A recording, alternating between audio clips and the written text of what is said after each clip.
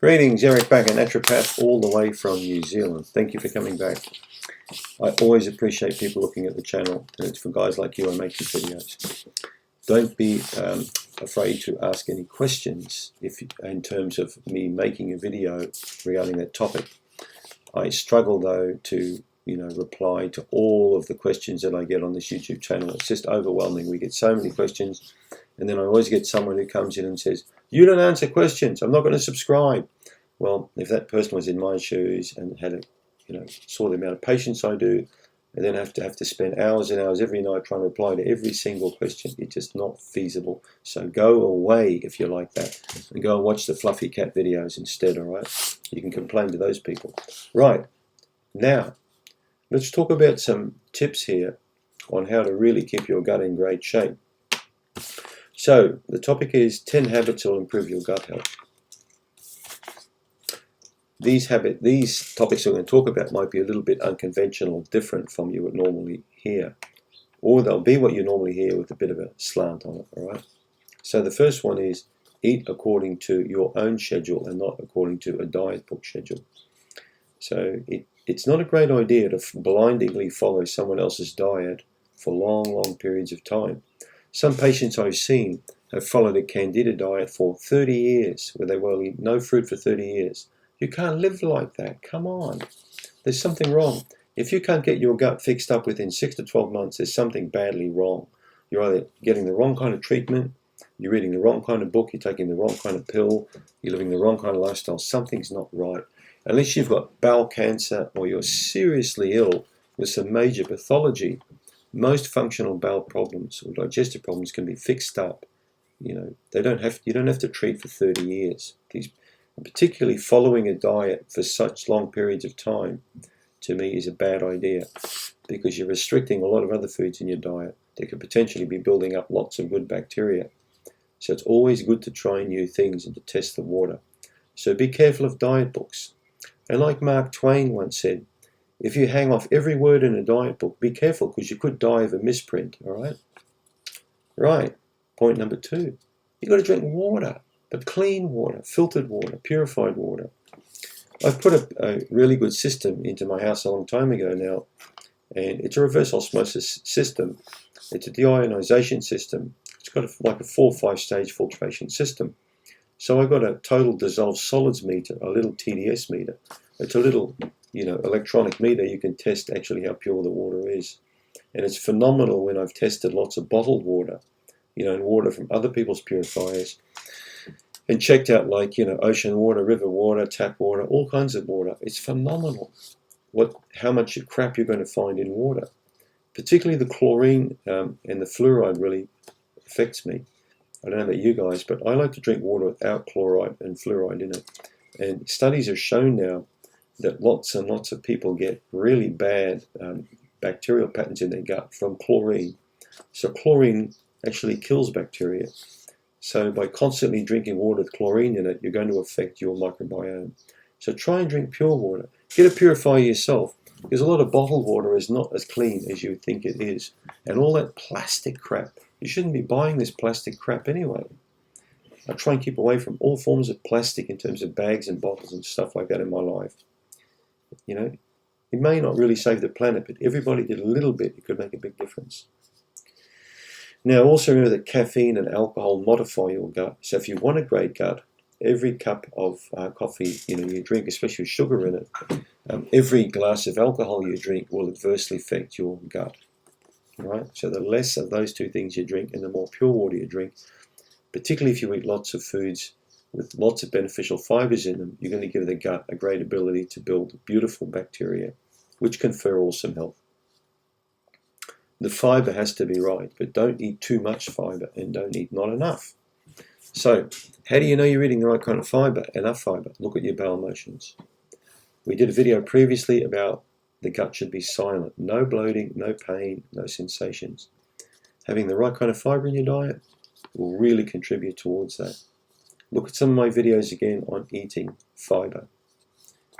Different types of fiber give you different types of effects. So make sure you choose a fiber to suit your gut, the state your gut is at that time.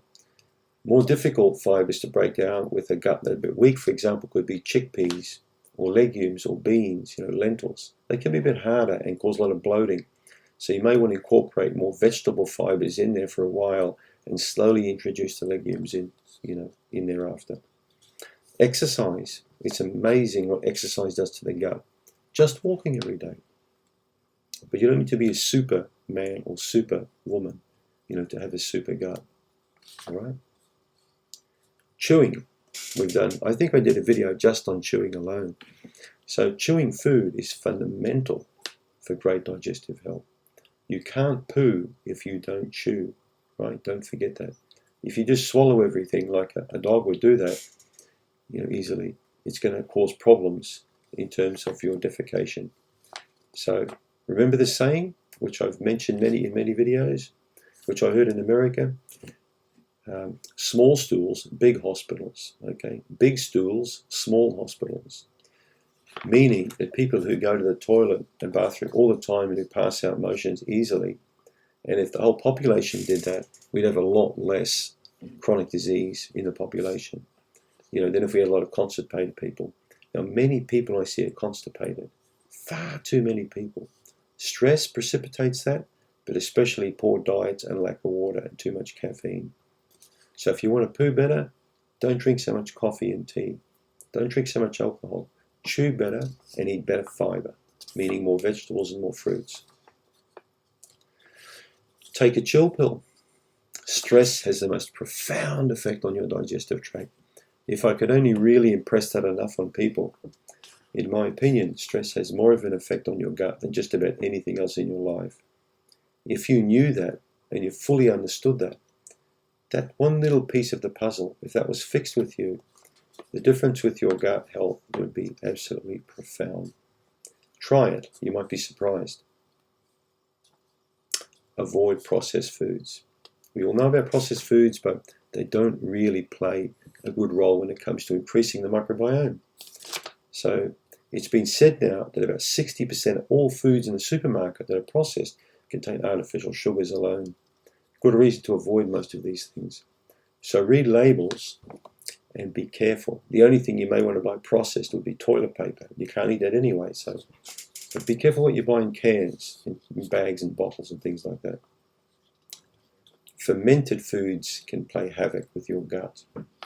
Many people I see jump right into body ecology kind of diets where they eat lots of different ferments. Some people on the same day will have yogurt in the morning, they'll have kefir at lunch, they'll have sauerkraut in the afternoon.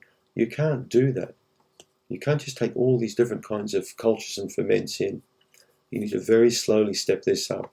As your gut increases in health, it gets stronger, more bacteria come there, you can slowly step it up and improve the gut to the point where you can tolerate a lot of fermented cultured foods.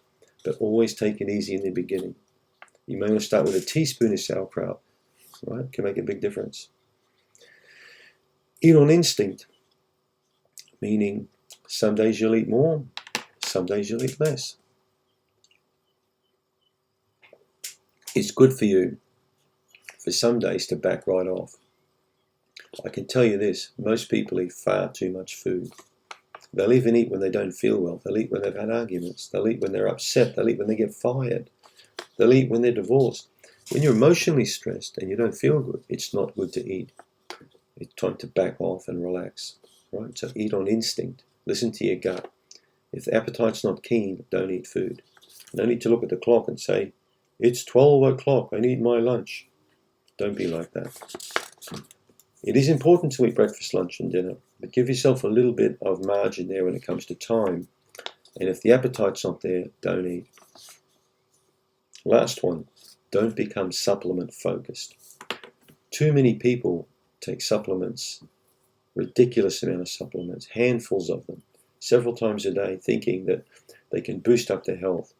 There is absolutely no comparison with supplements when it comes to food. Food will always be the best medicine. So always focus on eating healthy and drinking healthy. Those two things alone will guarantee much higher chance of having a great digestive health. It works for me. Try and see yourself. Thank you for tuning in.